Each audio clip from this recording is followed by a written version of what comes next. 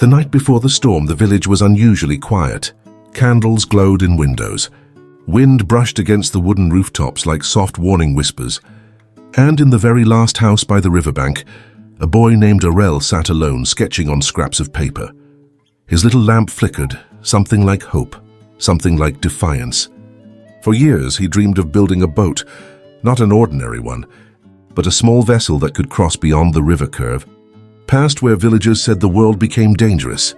Everyone said it couldn't be done. Errol was too young, too small, too ambitious, but his hands kept moving, drawing the shape of his dream. Why did some visions burn inside a person, even when the world tried to smother them? Errol didn't know.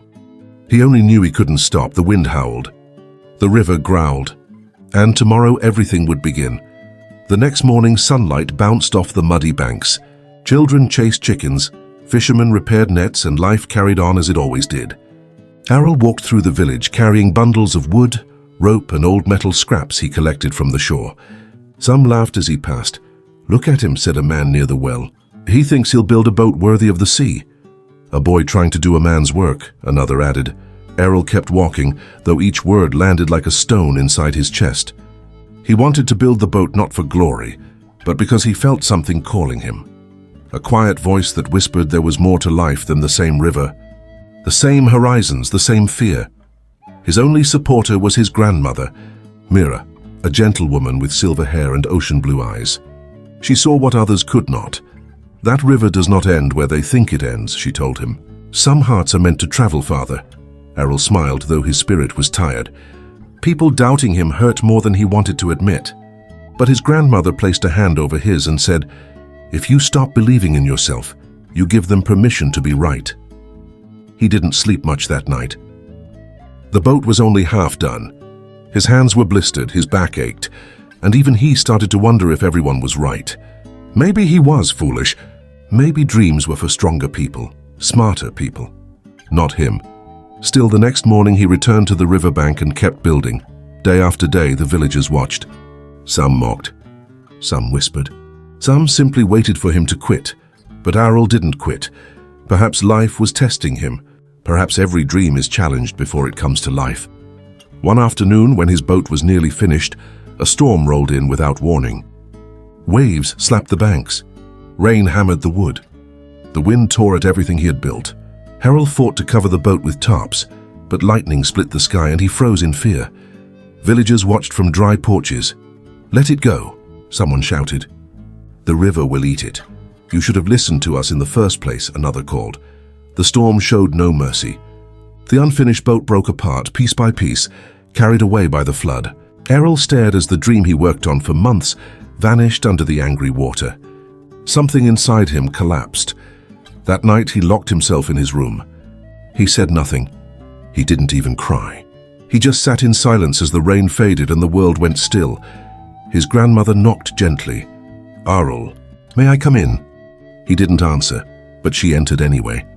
The room was dark except for a dying candle. "They were right," Errol whispered. "I should have stopped. I should have known better." Mira sat beside him, her voice soft but firm. "No, Errol, they weren't right. They were comfortable. People mock what they don't understand. The world has always belonged to those who tried anyway." Errol shook his head. "What's the point?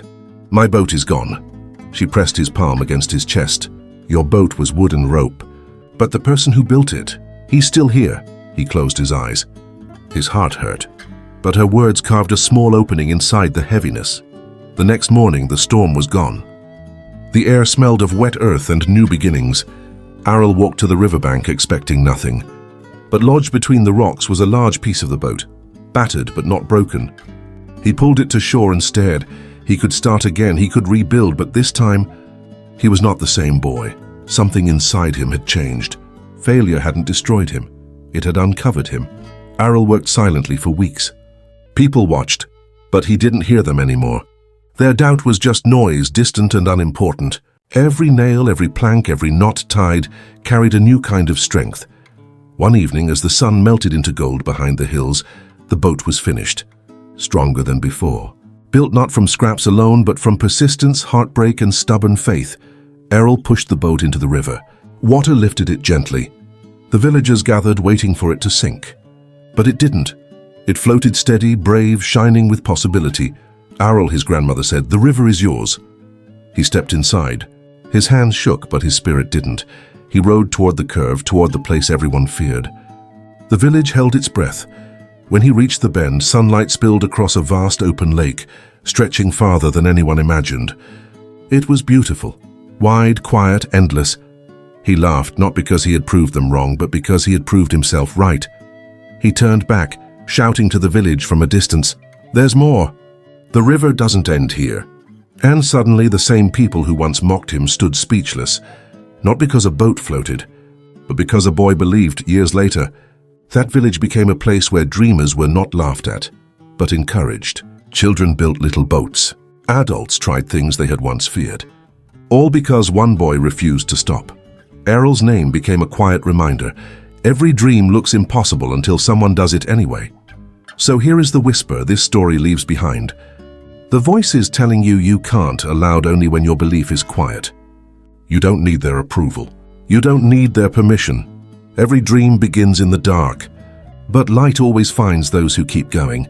And perhaps that is how self-belief works. Not as a roar, but as a steady heartbeat that says, "Try again, and again, and again." Because the world doesn't belong to those who doubt, it belongs to those who build boats no one else can see.